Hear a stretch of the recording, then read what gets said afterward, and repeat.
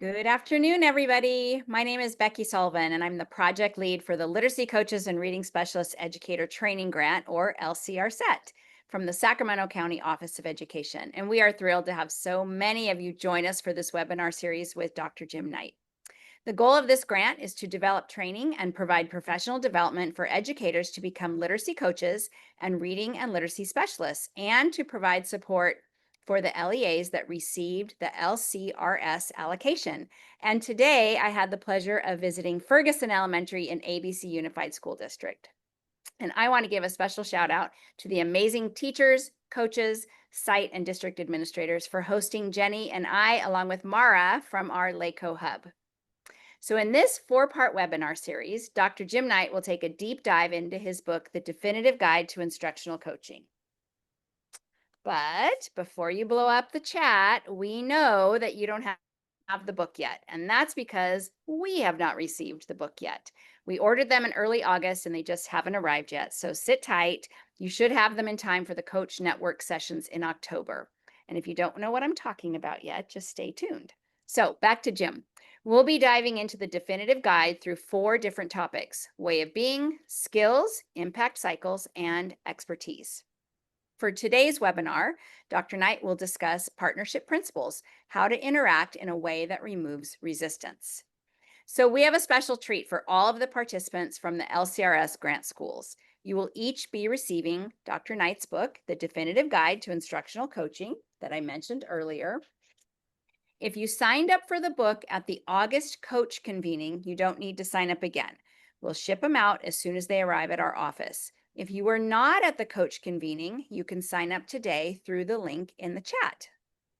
And now, please welcome Jessica Hammond, our partner from Glean Education. Thank you, Becky. We are thrilled to partner with SCOE and the LCR SET Grant Initiative to coordinate this webinar series. For those of you who may not know about us, we are Glean Education, and we partner with schools, districts, and states to deliver training, school leader consulting, and coaching. Our work aims to build educator knowledge of evidence-based literacy practices to improve student literacy outcomes. Next slide. This webinar is the first in a series of 4 webinars this year on the Definitive Guide to Instructional Coaching. This webinar will be recorded and posted on the SCOE site linked in the chat. Slides and resources can be found on the LCR SET Expert Webinar Padlet, and the link will go in the chat as well. For this webinar, we are thrilled to welcome Dr. Jim Knight. Next slide, please. Jim Knight is the founder of the Instructional Coaching Group and a research associate at the University of Kansas Center for Research on Learning. He's spent more than 2 decades studying professional learning and instructional coaching. The pioneering work Jim and his colleagues have conducted has led to many innovations that are now central to professional development in schools. Jim has written several books in addition to the one that we'll dive into today, The Definitive Guide to Instructional Coaching. Through ICG, Knight conducts coaching workshops, hosts podcasts like Coaching Conversations, and provides consulting for coaching programs around the world. Please join me in welcoming Dr. Jim Knight. It's great to be here, Jessica. I'm really excited about this 4-part series, and we're going to really focus on 4 big ideas throughout our time together. The first one is the way of being, the set of beliefs that guide what you do. And then the second part is the communication skills. And I think what I'll be sharing is things we've learned over almost 30 years of research. We're a year away from celebrating our 30th year of doing research. And one of the things we've learned is what you believe and how you act shouldn't really be separated. We've all probably experienced someone who asked us a question, but it didn't seem like an authentic question. And so we'll spend a lot of time today focusing on the beliefs that guide coaching. I won't talk much about the research, but if you can't help yourself, there's a website, instructionalcoaching.com. Click around on the research. You can find the presentation I gave at the American Educational Research Association about the partnership principles, where we found that the principles, when we applied them, increased people's expectation of implementation by a 4.5 part. So it was like 54 to 14 was the final breakdown. Third time we're together, we'll talk about the expertise coaches need to have.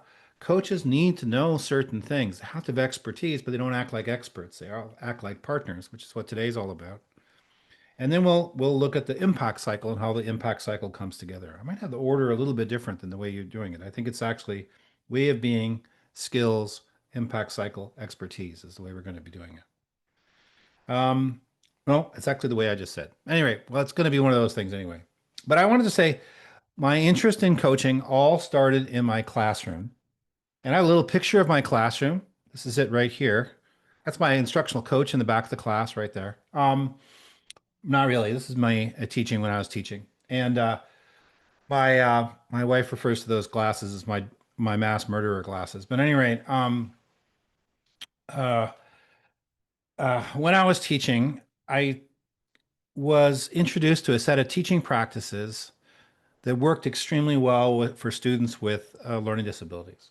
And I really didn't know what I was doing. I eventually got special ed certification, but at that point, I wasn't special ed certified. I was just working with this other person who's essentially a coach. But the strategies made a huge difference. The course got an award. I got a full-time job. And then I went to Kansas, where they came from. I became a trainer.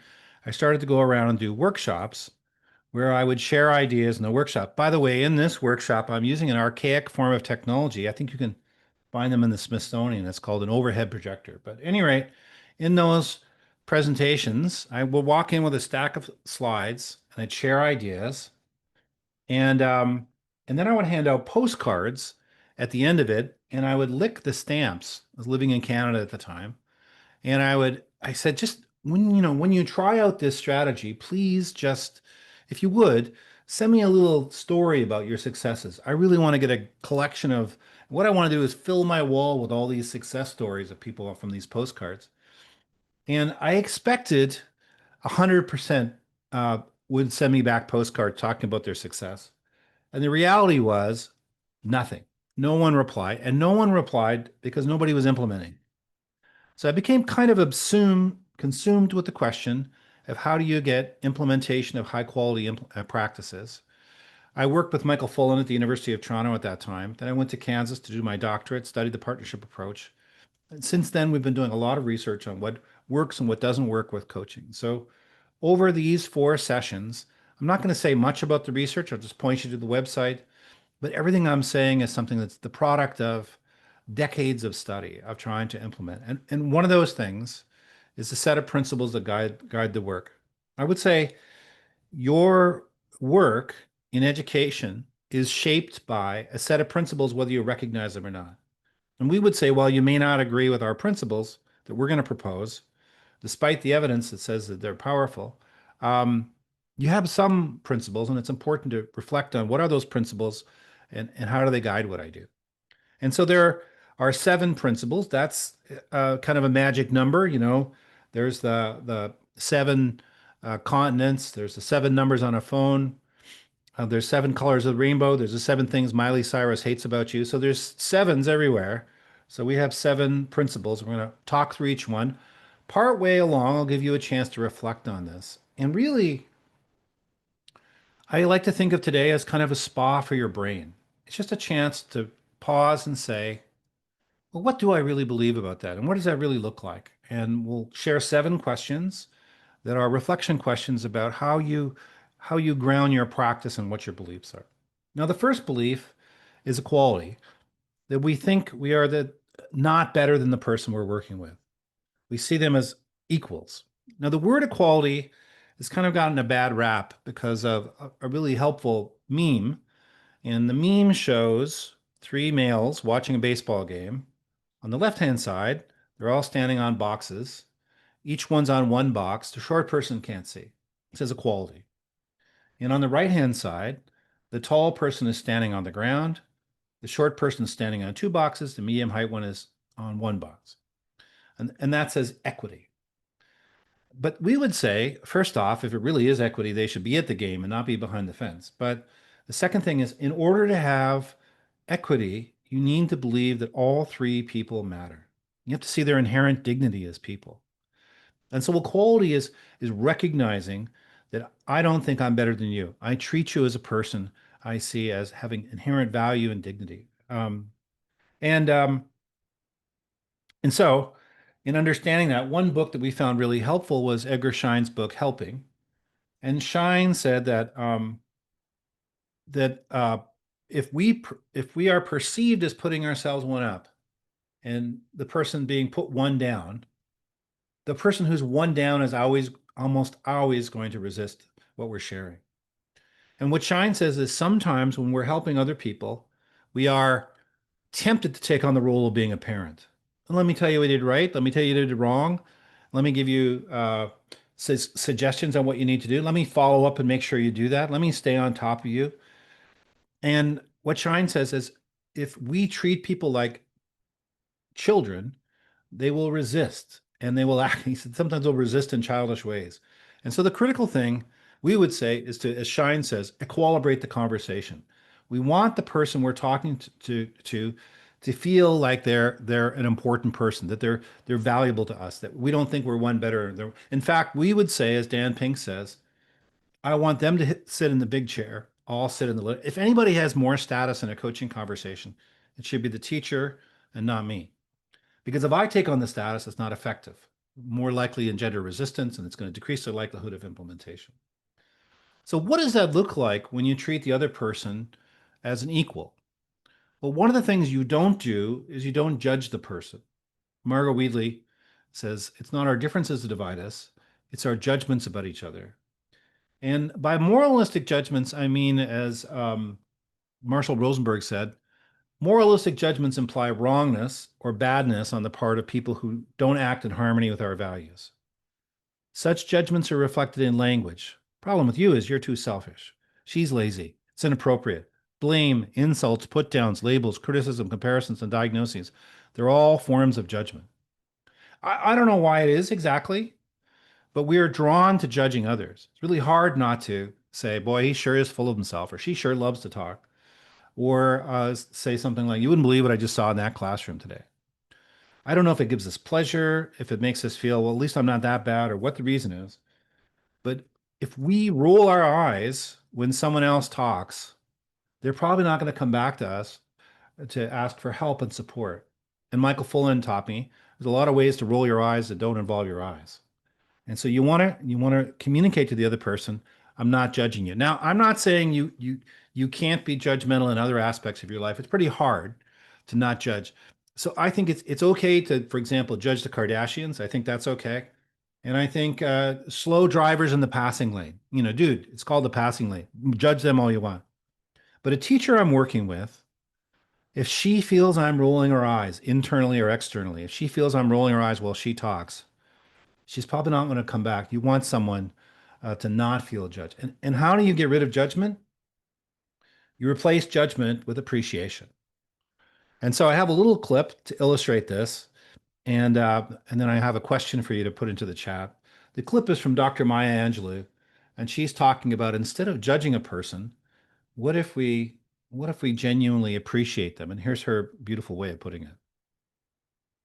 There's an African American song, 19th century, which is so great.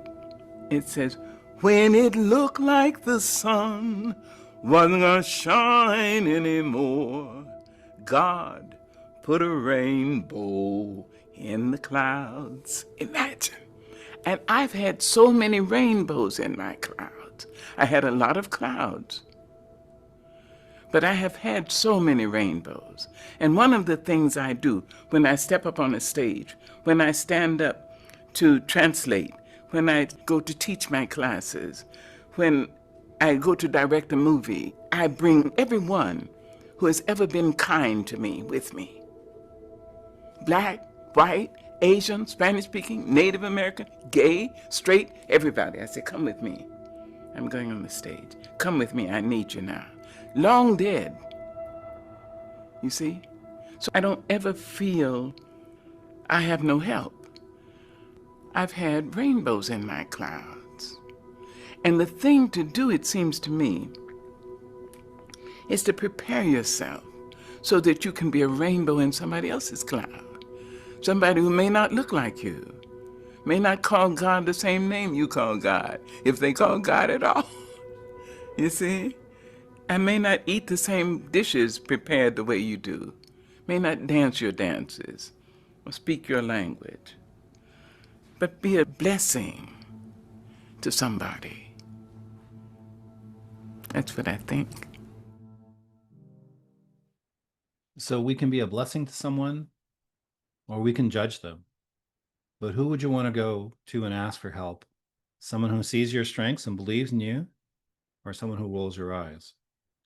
And I think learning how to share positive information effectively, to communicate that you believe in the person, you have faith in them, is a really critical thing. Keegan Leahy, in a wonderful book called How the Way We Talk Affects the Way We Work, they said nearly every organization or work team we've spent time with astonishingly undercommunicates the genuinely positive, appreciative, and admiring experience of its members. This is a terrible deprivation of the vitality of a work setting. And if that isn't true now, I don't know what is. And so instead of judging someone, I'm up here and you're down here, the idea of equality is I see your strengths and I'm going to let you know I see them. Second thing is to not interrupt people.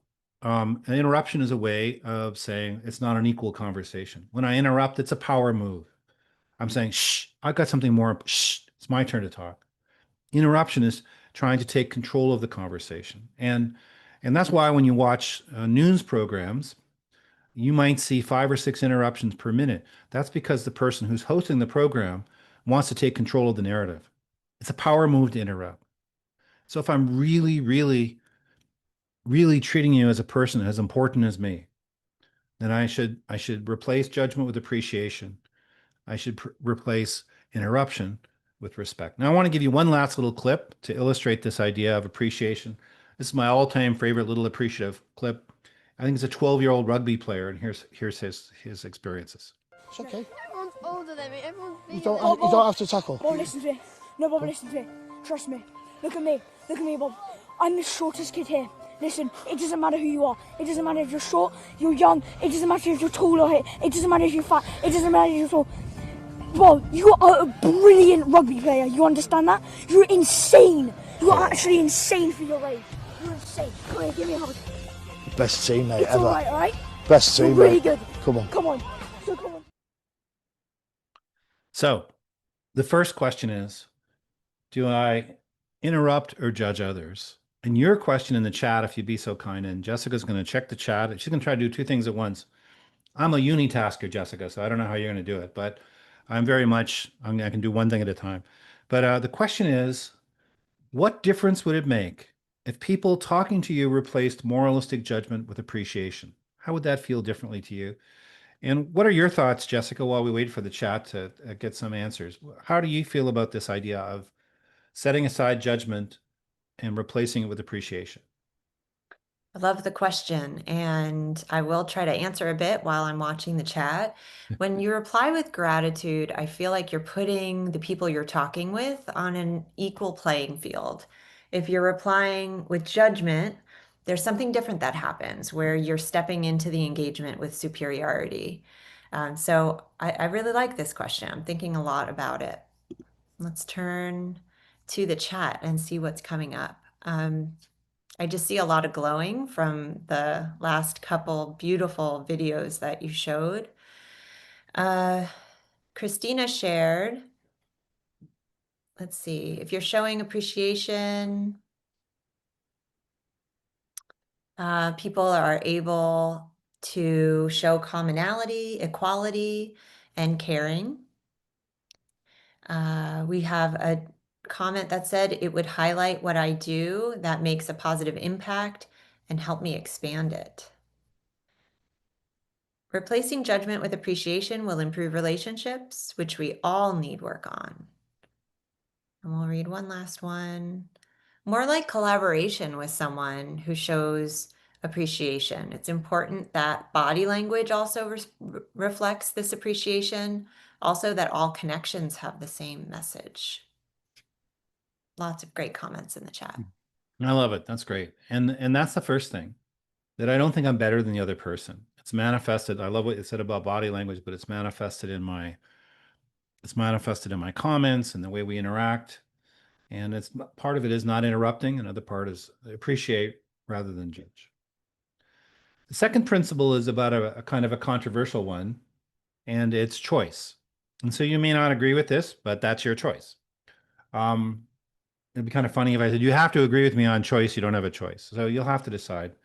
But I'm going to illustrate this with my all-time favorite video clip. So this is not that the rest are really crappy or anything, but this is my all-time favorite. So this is to illustrate the concept of choice. Evening. Evening. May I ring that up for you? Yes, please. Have a good evening.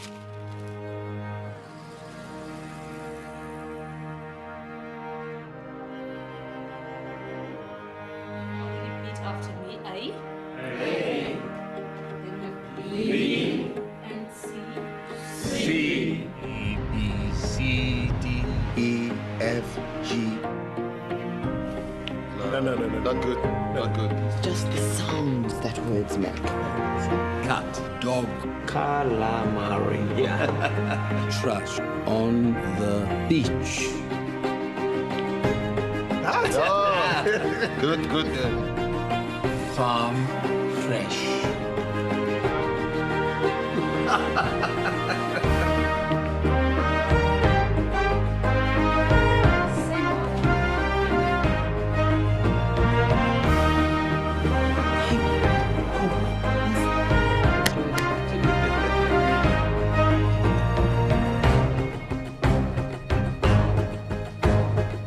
My son and I mowed the grass. What's the gold star? Gold star. Unbelievable.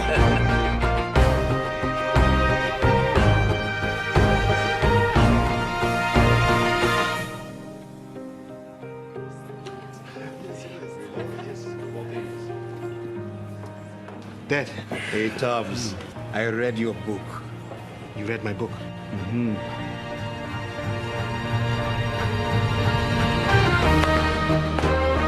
Barman, give that man a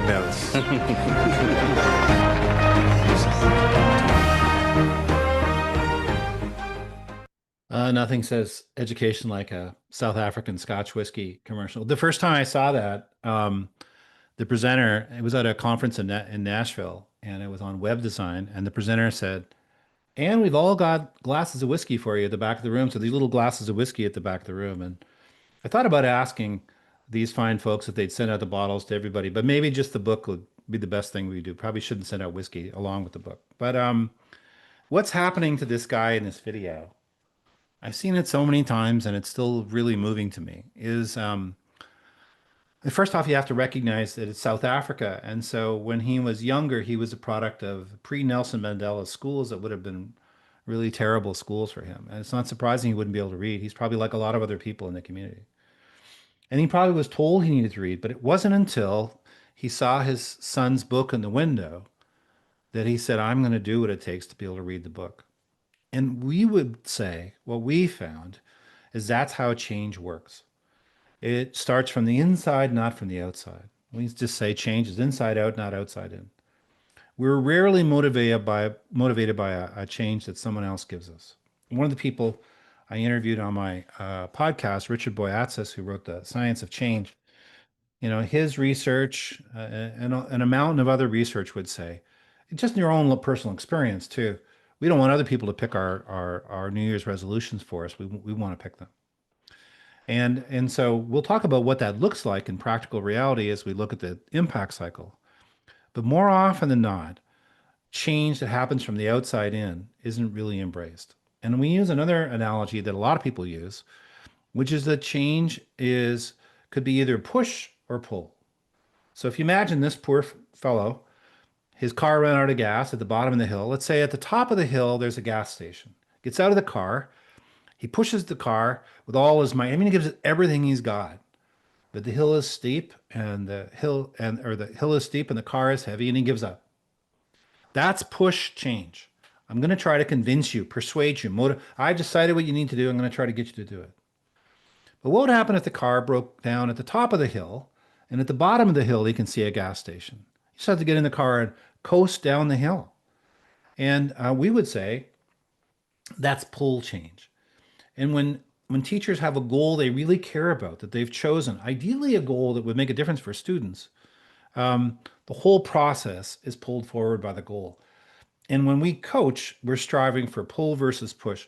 We just, and to be honest, when we started out, push was the way we did it. We showed up, we tried to talk teachers into practices. But now we start with what's the change you want to see in students, and then what's the strategy to help you get there. Expertise is just as important, knowing what effective practices look like. But I would say real deep change doesn't happen until the teacher sets a student-focused goal, and that's not going to happen if it's given to them as effectively as if they choose it. So the second question would be, can I let go of control? Because when I'm in the classroom, I think I know what they need to do. I just need to tell them the thing they need to do, and then they can go do it. But we would say it's probably going to be more effective to work it out together with that other professional, to explore a lot of possibilities. Maybe it isn't just luck that I know exactly the right thing to do and I'm the one and I can tell them. Maybe it would be better to work it out together because their level of motivation is going to be higher. So our second principle is choice. And as a coach, I want a rigorous outcome. That's why we have student-focused goals where we can measure impact. But my mantra always is, who's making the decision here? And if I'm making the decision here, I'm not sure the other person is going to embrace it as much as if they set the goal. The third principle is the principle of voice. And the principle of voice is simply the idea that other people feel like they've heard. As Mary Lou Casey says, what people need is a good listening to. And so when I'm interacting as a partner with this other professional, one professional talking to another professional, I want them to know that I think what they're saying is important. I want them to know that their opinion matters to me. There's a heap of research from Gallup that says that's one of the critical factors for people feeling motivated at work is that they feel like their opinion matters. And Shane Lopez found in a study of all kinds of different careers, teachers were the least likely to feel that. But if you want people to be motivated, to embrace what you're sharing, to communicate with you, you probably want them to feel like they've been heard. And so the next question is, do others know that their opinions matter to me? So I have a second chat question. And the question is, what's one thing you've learned to do that lets others know that you value their opinion? In other words, how do you let other people know that you think their opinions matter? And I'd love to hear, Jessica, what your thoughts are. Yeah, and I like this in reference to the coaching lens as well. I think one of the things that I've learned to do is just allow the people I'm talking with to have the space to fully respond. Coming from the East Coast, we tend to talk fast and talk over each other culturally. And I've had to practice that. And it has proved to be really beneficial, especially when supporting teachers. In the chat, we have lots of comments related to listening more than we speak. I love the comment that shared that one of the things they do is validate prior to responding. Right. And then one other comment was ask clarifying questions and refrain from giving advice. You know, it's sometimes the way people put it is it's like a dichotomy. Either you let the teacher do whatever they want and they do all the thinking and you don't share any ideas, or you tell them what to do. And there's somewhere in between where I can share my ideas, but still involve you as a thinking partner. So I can say something like, would you like to hear what I've seen other people doing when they face this goal, this situation? You said, let me share a few of them and you tell me what you think. And I would always want to give people a choice, an opportunity to choose it. Because if you observe them and tell them this is what you did right and this is what you did wrong and this is what you need to do, there's a pretty high risk that they'll come back a little later on and say, hey, I did that thing you said, it didn't work. Because they don't own it. They don't own the solution that they choose. And the other thing about choice is people do have choice whether you acknowledge it or not. We're really good at nodding our head yes and doing nothing. And so choice exists. I just want the person to feel comfortable to tell me, I think that's too much work. I don't think I want to do that. I want to hear what they're thinking. I want them to say things they might not feel comfortable saying, but if they are able to open up and tell me what they're thinking because they know they get to choose, I think there's a much greater likelihood I'll have more impact than if I just say, I've watched your class. Here's your glows, here's your grows, here's what you need to do. And then you'll come back later on, and there's a good chance it won't have happened. At least that's what we found when we did this. So the fourth principle is a pretty fundamentally important principle for us. And it's the idea of dialogue. When we talk about coaching, we talk about instructional coaching as being a dialogical interaction. I should say we see three different kinds of interactions. There's facilitative interactions, there's dialogical interactions, and there's directive interactions. So facilitative interaction is a traditional kind of approach to coaching, which the European Mentoring and Coaching Council would adopt, or the International Coaching Federation, where you set aside your expertise to listen and ask questions, but you don't share what you think. That's the facilitative approach. Person has choice, and you set aside your expertise. Because if you were to share anything, it wouldn't help. So somebody's going to coach me on how to get all the things done I have to get done this week. I know what I have to do. I just need to have somebody help me set goals and listen to me and work with me. I don't need their suggestions. I just need that. Other times, though, I do need the person's ideas. I don't know what to do. If I knew what to do, I'd be doing it. So that's the dialogical approach, where the person still has choice, but the coach shares ideas and might say something like, would you like to hear a few goals that the other teachers have set in this situation? Or as we write down strategies, do you mind if I add a couple strategies to this list, and then we'll pick the one that gives you the most confidence, the most energy? So in the second approach, there's choice, but I share ideas. The third approach, the directive approach, there's no choice, and I share ideas. And that's where the person is being treated in a sort of one down position. They have to change. And sometimes you have to be directive. If a principal says to a teacher, you're getting into school too late. You're only getting into class just a couple minutes before the class starts. Kids are there before you. You really need to show up a lot earlier. She's not going to be happy if the teacher says, I don't want to do that. There's no choice. If someone's using microaggressions in the classroom and the teacher, the coach, the principal tells them to stop doing that, that's the expectation. But coaching is the first two. Coaching is either facilitative, where I set aside my expertise, or dialogical, where I share my expertise. So how do you set up the dialogical approach? Well, there's certain conditions that we think are really important. The first one is that I'm open to hearing your opinions. I have the humility, or perhaps the courage, to consider an opinion other than mine. That doesn't mean I don't hold my opinions. It doesn't mean I don't say what I think. But I'm not locked into one way of thinking. And so I'm approaching the person from a place of humility. The second thing, as Dr. Angelou would say, is to be a blessing to somebody, to see the good and communicate it to them, and to let them know we see their strengths. Really effective coaches communicate, like really effective teachers, that they believe in the person. They have faith the person can pull it off. One of my favorite colleagues is Claudia Owad, favorite coaches. And Claudia is a coach from Australia, but she works with us in North America too. And I've watched her coach superintendent, one of them from California, in fact. And there's something about the way she interacts with the person that just communicates to them, I know you can do this. I believe in you. And then the fourth condition, we would say, along with that idea of faith, that I believe in you, is an attitude of benevolence. I want what's best for you. So love is kind of a funny word. And so you're already probably on to me. I can't really make a point without a video commercial. So here's my little TV commercial to illustrate the concept of love.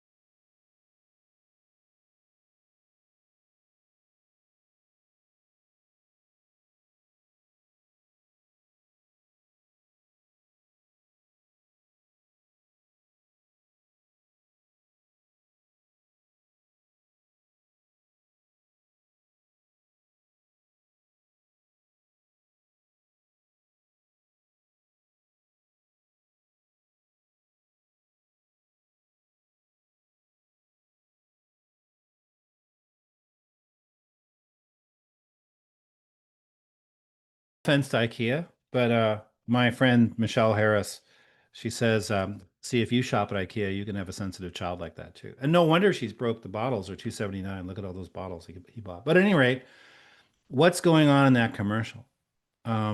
Archbishop Desmond Tutu says that our greatest joy is when we seek to do good for others. And Dallas Willard, who is a professor at USC in the philosophy department, he says love is engaging the will for the good of another. I like that idea of engaging the will for the good of another as a way to define love. I want what's best for you. Or you could call it benevolence if love seems a bit too soft.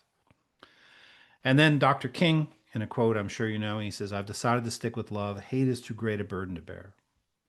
And so when I want to have a dialogue, when I want to interact in a conversation where the other person feels their voice is just as important as mine, where they're making the decisions about what they're going to do, I'm not imposing on them, I probably want to have benevolence. In fact, the three things that I mentioned, humility, faith, and love, they lead to trust. If I feel this person really wants to hear my opinion, really believes in me, sees my strengths, and really wants what's best for me, I'm probably going to trust them. But if those things aren't there, if that person isn't open to my opinion, or doesn't believe in me, or doesn't want what, they're way more concerned about themselves than they are about me, it's going to be hard to have trust. And it's hard to have good coaching without trust. So humility, faith, love, they're going to lead to trust. So the questions here are, do I see others' strengths and want what's best for them? And am I open to being shaped by their ideas? And if I'm doing that, I'm likely going to have a conversation that's back and forth where we lose track of who said what, where we think together. That's the concept of dialogue. The next principle is the principle of reflection. And it's the idea that it's a thinking partnership. It's two people thinking together, sharing ideas. And that's at the heart of seeing the other person as a professional. I don't think I'm better than you. I think we're equal. And as I said, if anybody has more status here, it's you. And one of the ways I do that is to withhold the temptation to give you advice. Doesn't mean I don't share ideas. Doesn't mean I don't share suggestions. But I let go of the notion that I have to talk you into it. That how lucky you are that I'm here to fix you. And one of the people who's written about this really well, and this is from the podcast, Michael Bungay Stanier wrote a book called The Advice Trap. His book, The Coaching Habit, is the most popular coaching book of the millennia. Now we're only a few years into the millennia, but nonetheless, it's the most popular book of the last since the turn of the century, and The Coaching Habit. But in The Advice Trap, he says we get sucked into thinking that we're helping people by giving them advice, when really it would be better to offer choices and to pause before we share ideas. And I'll just show you a little clip of him talking about that. So it sounds like giving advice is really more about what it does for me, the advice giver, than what it does for the person on the other end. Well, that it feels good to be the solver of the problem. Oh, it feels great to be the person who's doling out advice because it is a high status action. Look at me, I'm the smart person. Look at me, I'm better than you. Look at me, I know stuff that you don't know. Look at me, I'm saving the day. Look at me, I'm saving you. Look at me, I'm in control of this conversation. Look at me, I'm in control of this outcome. Look at me, I am better than you. That is a very profound dynamic. Just like, if you think you're always the person to give advice, you're fundamentally saying to the other person, you're not good enough to come up with this answer by yourself. I'm better than you. And that diminishes both parties in their conversation. Yeah, the message is you're not capable of solving this problem. Exactly. Which makes them more inclined to come and ask for advice and less capable of solving their own problems. It's a vicious cycle.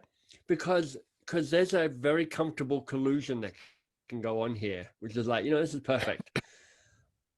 If you want to kind of get kind of over, I'm being probably a tad melodramatic here, but not too much, which is there's a very comfortable process where relationships in organizations, for profit and educational and otherwise, are infantilized because there's this whole go to the person who's your boss and get the answer from them, parent-child relationship weirdness. And our organizational structures love that. because it sets up hierarchy and it sets up certainty and it sets up control, because our organizations hunger for those things as well. So this idea of changing the way you behave is a little bit of a radical act. I mean, there's a quote from Nabokov, which I came across the other day and I love, which is, curiosity is insubordination in its purest form. And there's something, there's something glorious about that to me. So the big idea would be, if I want the other person to do the thinking, I shouldn't be thinking for them.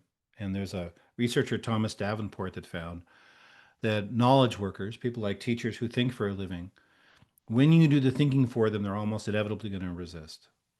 And so rather than having advice, I might share ideas when they're appropriate, but only when they're appropriate. And my first question would probably be, and I learned this from Michael, you've probably thought a lot about this. What do you think you might do? Get them to talk about their idea. And they might say, look, I want you to tell me what to do. And I'd say, well, look, I'm happy to tell you a little later, but first I'd just like to hear what you're thinking. What are your ideas? And if it's helpful, I'll be able to share what I want to share. And then when I share it, if I do have to share something, I would say, I'm going to give you some options. You tell me which one is the one you can embrace. Because then they're partners in the process. And the partnership approach is about seeing this teacher not as an unskilled laborer to be told what to do, but as a fellow professional who can think for themselves, and we're engaging in a professional dialogue. So instead of giving advice, I provide an opportunity for the person to think. So to encourage reflection, the question is, do I avoid the advice trap, what he calls the advice trap, the temptation to give advice? And Michael says, we think people want our advice way more than they do, and we think they want it way more than they do. And we also think that our advice is way more valuable than it is. And so resisting advice, asking questions, listening, ask more, tell less is a direction towards, I think, a better thinking partnership. The sixth practice is a word called praxis. But if that word's confusing because of the praxis exams and different ways in which the term's used, it just means real life application of learning and taking the time to do the work right. That the real learning happens in the classroom when people are affecting change. It doesn't happen in the workshop or the webinar for that matter. It'll be going back and trying these things out. And what can happen is we can get seduced by quick fixes. And I would argue that quick fixes actually make things worse. This is a little variation on a diagram that Peter Senge put in his book called The Fifth Discipline. So the idea of the quick fix is you have a problem, and so you say, let's do some quick thing to solve it. And it doesn't solve it, and you end up back at the problem. So then you try another quick fix, and that doesn't solve the problem. So then you try another quick fix. We're going to do a one-day workshop on this topic, or we're going to do, give everybody a book, and the real solution doesn't happen until you take the time to do it well. But the trouble with the quick fix is every time you do a quick fix, it erodes the likelihood that the person's going to take the time to do the real fix. Oh, we tried that 2 years ago. Oh, we tried, every time there's a quick fix, it makes it less likely people will embrace what we're sharing. The trouble is the real solution, the fundamental solution takes time. It doesn't happen overnight. You have to invest in it. And coaching is a good example of a fundamental solution. You don't just have one conversation and bang, the person's fixed. You see it through until there's real change. And that's the concept of praxis, is real life application. And as I said before, I would argue you won't get deep implementation until the teacher sets a student-focused goal, a change they want to see in students, a powerful student-focused goal, and then goes the distance by implementing evidence-based practices to make the goal happen. It's not until you've got the goal and the goal's been hit that you get real deep change. That's the fundamental solution of what it works. So our question for praxis is, does my coaching focus on quick fixes or fundamental solutions? One more thing is the concept of reciprocity. Reciprocity is the idea that, as the old saying goes, when one teaches, two learn. And reciprocity is the belief that everybody has something to teach me. There's an author named Brad Statz who wrote a book called Never Stop Learning. He's a dean of business at Duke University. And he said, that he interviewed this person who was, he says in the book, he doesn't name who it is, but he says the smartest person he ever met. And he said to the person, he said, look, you must know when you walk into a room that you're the smartest person in the room. Why is it you go up and talk to everybody that you meet? Why are you asking them? You're smarter than them. Why do you do that? And this so-called smartest person in the room, he said, well, I believe every person has got something to teach me. And when I meet them, I'm trying to figure it out what is I can learn from them. And I expect every person, I don't care who they are, to have something of value to teach me. And that's the concept of reciprocity. That when I sit down to coach a teacher, I don't care if it's a brand new teacher, only been teaching for a couple weeks. I want to go in and say, I think there's something I can learn from you. And I really want to learn that. To come in expecting to learn from the other person. So all of those, this is our last question. Am I a learner or a judger? Do I go into the conversation expecting to learn or expecting to judge? All those things are wrapped up in these 7 questions. And I give you a last chance to put something in the chat where I just give you a chance to reflect on what it looks like when you live out these principles. But the first idea, the principle of quality, the question is, do I interrupt or judge others? And one way you can understand the principle of equality is the opposite of that. Someone who judges you and interrupts you all the time. Is that somebody, would it be better to work with someone who doesn't interrupt or who does interrupt? Choice. Can I let go of control is the second question. The opposite of that helps us understand why this is important. The opposite of choice is someone who's trying to get us to do something they think they want us to do, whether we want to or not. Voice. Do others know their opinions matter? The other opposite of that is someone who doesn't really want to care what we have to say, isn't interested in what we have to say. Dialogue. Do I see others' strengths and want what's best for them? Am I open to being shaped by their ideas? And the opposite of that is they don't see my strengths. They're more concerned about themselves, and they're sure they're right and they're not interested in my ideas. Reflection. Do I avoid the advice trap versus someone who always gives us advice? Praxis. Is the coaching focused on quick fixes or fundamental solutions? So the opposite of praxis, a real life application, is something that goes by quickly but doesn't ultimately make a difference. Reciprocity. Am I a learner or a judger?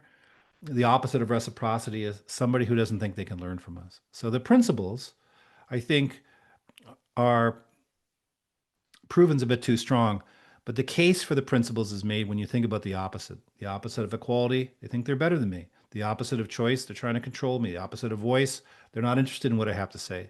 The opposite of love or dialogue is they're more concerned with themselves. They don't want to hear me. The opposite of reflection, they want to tell me what to do. Praxis, it's quick fix. Reciprocity, they don't think they can learn from me. So here's your last chat question. And the question is, can you think of someone who truly embodies the partnership principles? And this is the part to put in the chat. What actions or behaviors make them a model of this approach? And we've got a few minutes for questions after this too, Jessica. So if you have questions, you can put them in there too. But Jessica, when you think about someone who takes the partnership approach, what do you think you'd see in the partnership approach? Or just any questions or comments you've got about it. And feel free to ask a challenging question. That would be the appropriate thing to do in a partnership conversation. When you ask if I can think of someone who truly embodies the partnership principles, I think back to an early boss that I had when I was in my early 20s, just starting out in this literacy work at a literacy council. And she was older than me and had exponentially more experience, but she never made me feel insecure about what I knew. In fact, it felt like we were learning things together and that she believed in what I could be and even kind of saw me like I was already there. And so that trust, that vision really helped me feel comfortable enough to learn all I needed to learn. So that was a shining example. So the essence of it was that she didn't make you feel one down. Mm-hmm. And then I heard you say that she saw you, was a critic, validated you, I guess. They made you feel like you were an important person. Mm-hmm. Is that the essence of it? Yep. And then what kind of difference did that make for you? A huge difference. Allowed me to become what she saw I could potentially be. Oh, that's great. That's wonderful. I'll read What a few. other things do we have in the chat? Yeah, amazing things rolling in.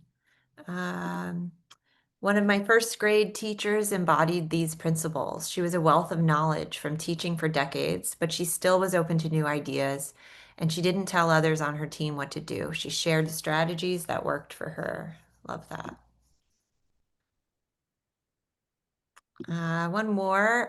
People with partnership principles are consistently patient, putting others first, listening, offering options and choices, asked more questions than they spoke. I trusted that we would figure it out together.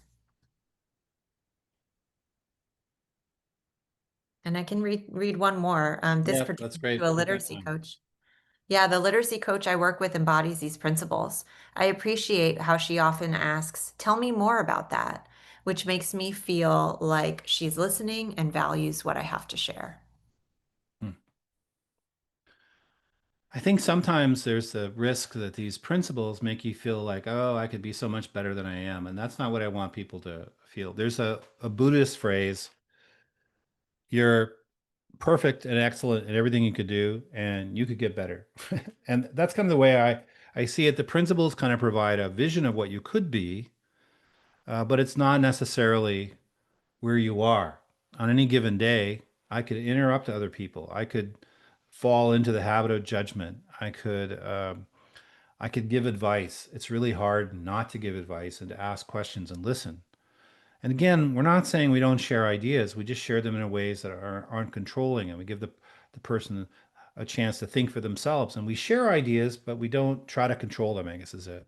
And yeah, I can be too concerned with so I can struggle with all of these principles, but they provide a vision of where I'd like to get to. And they provide um, and when things don't go well, I can go back and say, you know what? I really didn't give her a chance to talk. Or, you know what? I think I was way too concerned about me and not enough concerned about you. And so the principle, the questions function in that kind of way. It's a vision of what conversation could be. Jessica, we got time for a couple of questions. So are there any questions you've got or that you see in the chat or anything you'd like to share? Yeah, absolutely. One question that came up in the chat is how does this apply to knowledge base around literacy instruction? So there was an acknowledgement of the importance of partnership principles and offering choice and ensuring that we are not interrupting and giving space. But how do you balance that with sometimes thinking of coaching as part of a professional development cycle and the way in which sometimes knowledge has to be conferred through that experience? Yeah, I would say it's really actually helpful to have an overall vision for what effective instruction or effective literacy practices look like. So I've worked with John Hattie, and John and I are kind of working on a book right now. And I work with Brian Goodwin and Carol Tomlinson, and I have had a lot of conversations. And I think having that vision of what all the things are that we could do in place is really helpful.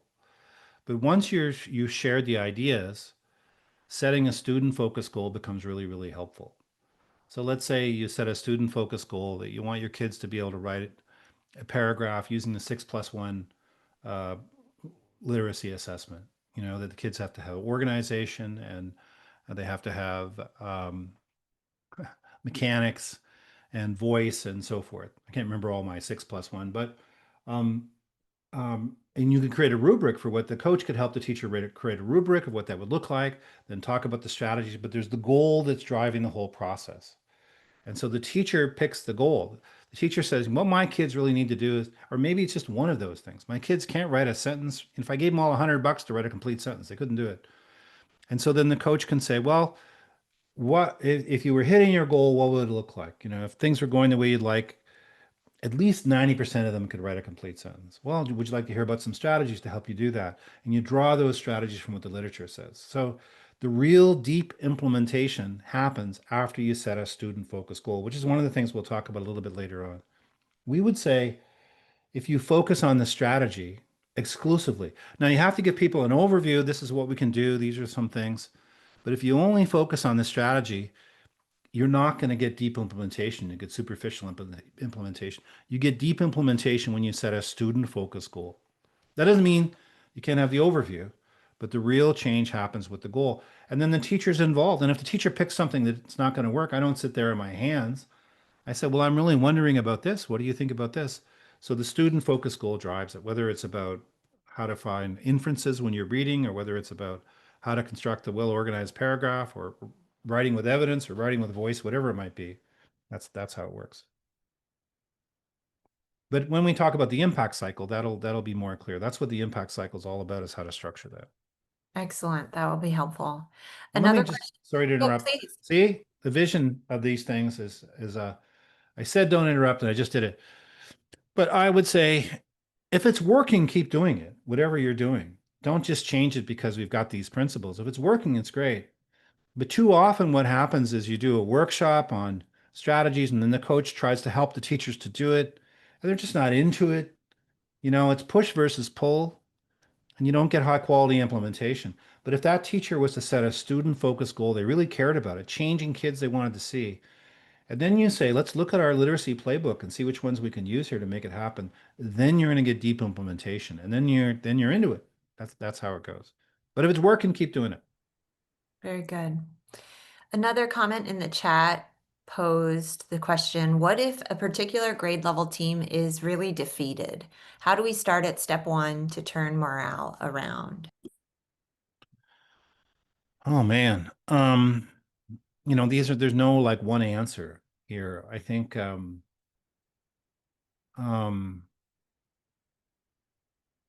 if you and your interactions with them come from a place of appreciation and non-judgment, it's really, really helpful.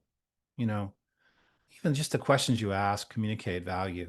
And one author said, you never ask a question that makes the other person wrong. So to me, coaching should be a really easy thing for people to embrace. I'm going to help you focus on the thing that matters to you most, and I'm going to do it in a way that communicates respect for you. You should be appreciated. But I would say, I really believe that morale is turned around by some form of progress. Teresa Amabile at Harvard has a book called The Progress Principle, sometimes called the Progress Principle. But so setting a goal and helping people move forward is critical. The research on hope says it has 3 elements. There's a researcher, Rick Schneider, and then after him, Shane Lopez, both researchers at University of Kansas. And those 3 elements are something to hope for, a pathway to the goal, and a belief that the pathway will take you there. And so if I have people who've given up hope, the question is, can we identify something you'd like to hope for and identify some step towards it, a pathway, and a pathway that I believe in? And to me, that those 3 things are vital, whether we're talking about children or adults. Something to hope for, a pathway, and then watching progress as you move closer to it. And to me, that's what coaches do, is they build hope, because they help people set goals, identify strategies to hit the goals, and then help them monitor progress as they start to succeed and make adaptations along the way. So that's my best answer to that really good question. Thank you so much. Can you forward on to the survey? It's all the time for questions that we have today, but we will ask our participants to please complete the survey. It's a way that we take stock in who is here and get a sense of whether we met your needs with this session. Dr. Knight, thank you so much for this wonderful presentation. As a reminder to our audience, these webinars are recorded and you can find them at the link in the chat. Before we go, please do remember to fill out this survey. We'll put the link in the chat. You could use the QR code as well. And that is all the time we have for today, Dr. Knight. I want to thank you on behalf of Glean Education, the Sacramento County Office of Education, Napa County Office of Education, and the LCR SET Grant Initiative. Thank you to our wonderful attendees who took the time to come and spend an hour with us today. We look forward to seeing you again on December 2nd, 2025, with our second webinar in this series with Dr. Jim Knight. Thank you, Dr. Thank you so much. All right, take care and goodbye to everyone.